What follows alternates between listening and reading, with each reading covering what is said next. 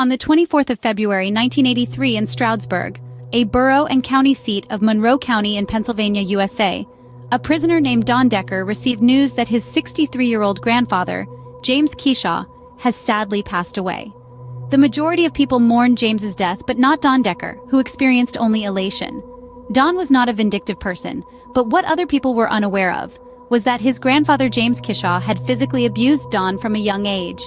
Don received permission to leave jail and attend his grandfather's funeral, which would be a few days' trip, and so he participated at the event. However, Don's feeling of joy would not be with him for a long period of time.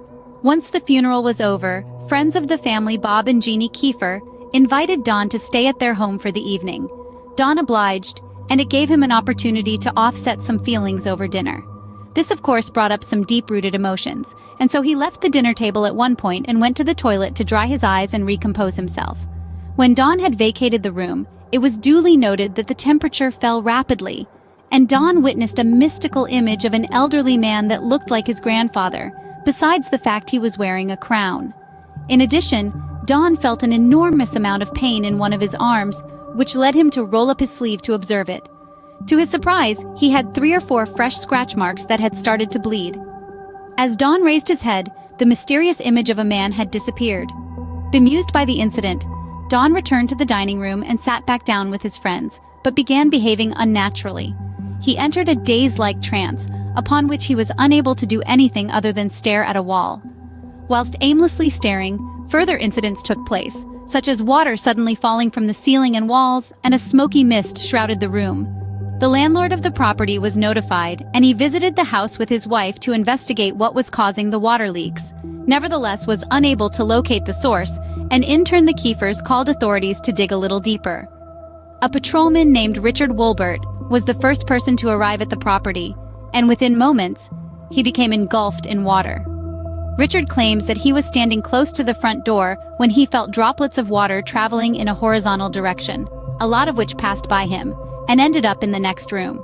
His colleague was an officer named John Beaujean, who felt compelled to support Richard in his investigation after hearing his creepy story.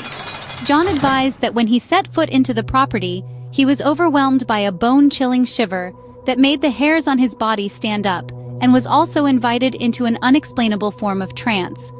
Baffled by what had forced him to experience this, John advised the Kiefers that they and Don exit the premises and head to their local pizzeria for a while.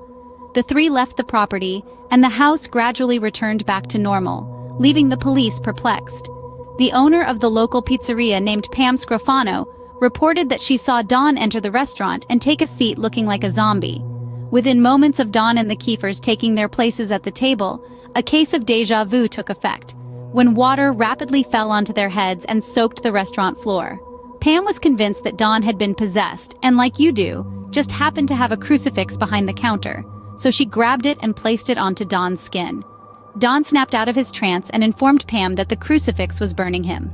At this point, fellow diners were disturbed by the events, and it was impossible for the 3 to stay at the pizzeria any longer, so they left, and again within moments, the water stopped falling. The Kiefers took Don back to their home, and it swiftly began raining inside again. The rain could be heard landing on pans in the kitchen that the landlord had left out to capture them. The landlord and his wife came to the conclusion that Don was playing an audacious trick on them or intentionally damaging the property for unknown reasons. But this story is far from done, and things take an even more sinister and brutal tangent. Don's body began levitating and was aggressively shoved against the wall by an invisible force. The 2 officers returned to the property with their superior, and nothing unusual could be found, therefore put the episode down to plumbing problems and went on their merry way.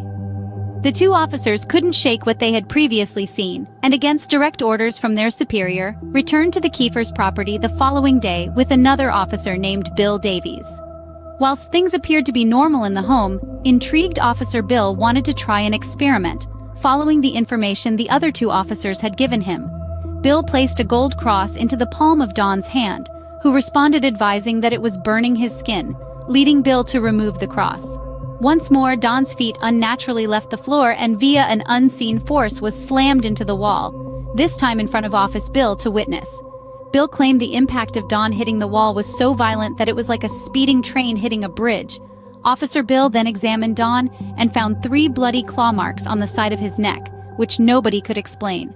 The landlord quickly realized that there were no plumbing issues and that Don was the sole cause, so being a decent person, tried to arrange for some preachers to come and visit him. However, they all declined his invitation, barring one.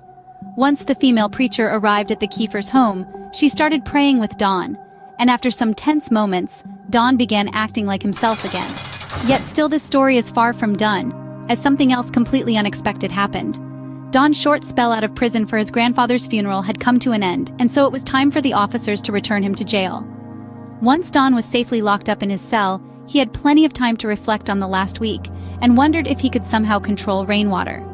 If I wanted a superpower, it would probably be the ability to read minds, but controlling rain would also be a good shout. Don closed his eyes and heavily focused his thoughts on making it rain, and by hook or by crook, the cell walls and ceiling began trickling down with water. Don had his answer. In some shape of creepy fashion, he possessed an ability to make it rain on demand. When a prison guard came round later to perform a head count, he was not best pleased when he saw the flooding in Don's cell.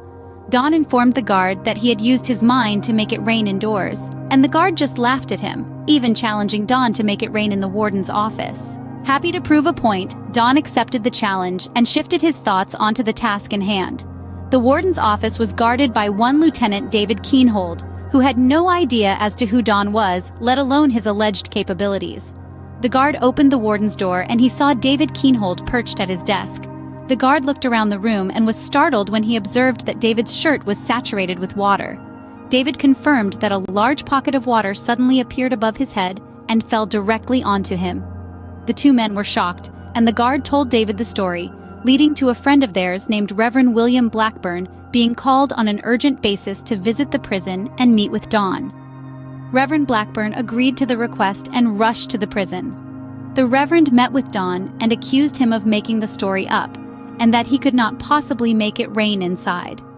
Don was not impressed with the Reverend's accusation and rapidly changed his attitude.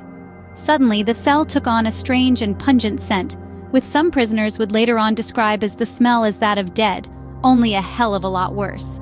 Lo and behold, rain filled the cell where Don and the Reverend were sitting. The rain was misty, and the Reverend described it as the devil's rain, now truly believing Don's story. The Reverend prayed for Don and continued praying with him for hours. Eventually, the rain stopped and Don cried. Whatever had manifested itself into Don had gone again, and a calm presence was felt. The 2 men hugged, and it is believed that no further incidents like this happened again. What makes this case so truly unique is that all of the witnesses, and there are many of them, are all credible. But yet the mystery has still not definitely been explained. What do you think about this fascinating case? Let me know in the comments, and please subscribe for more creepy content. Thank you.